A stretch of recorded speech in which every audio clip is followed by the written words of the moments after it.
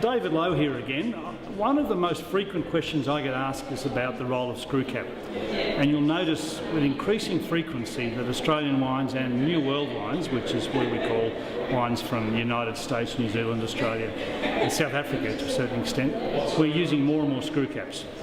And the way I answer this question is that if we were to try 12 wines of our favourite wine, and it turns out that 6 were Screwcaps and 6 had cork, and we opened all 12 and tried them together, it's likely that the best and the worst wines had cork, whereas the 6 Screwcap wines would be the same. There'd be no differentiation between them.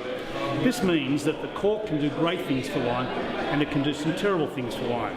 Obviously, as a winemaker, we need to do the best job for our wine that's positioned for the public when they try it. So if cork does great things for wine, we should be looking for those things in cork that are great for wine.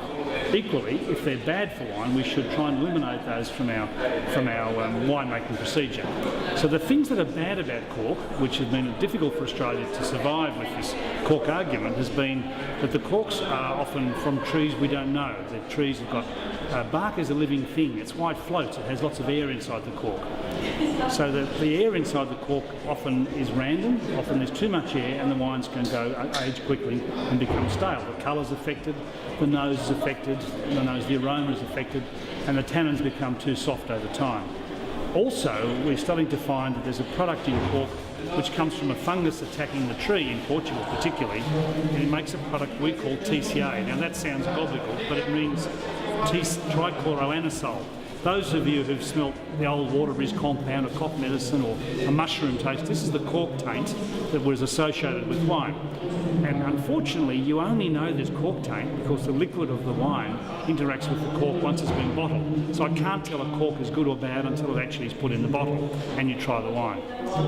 So it makes sense that if we can eliminate that from the cork, we're going to get rid of the taint issue.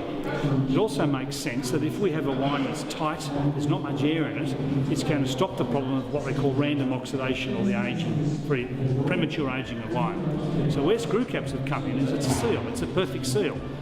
If the Screwcap leaked, of course, the wine would leak all out, so there's no air contact at all with the Screwcap.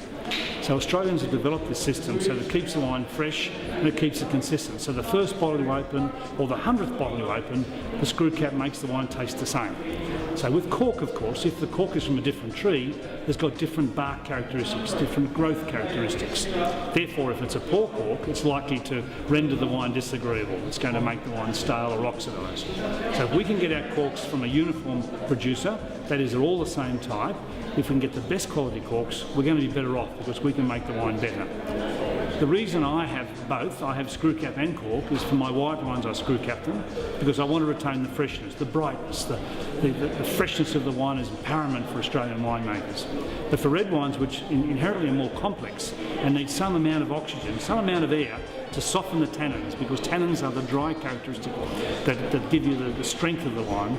In time, these need a bit of oxygen, a small amount of air to soften the tannins. So as they get older, the wines are softer. So I prefer to use cork, but I have to use the best cork possible, and I have to be very careful where I get my cork from. So Australians have led the world in this technology. We need the cork producers to step up and provide better cork, otherwise they'll lose their market altogether.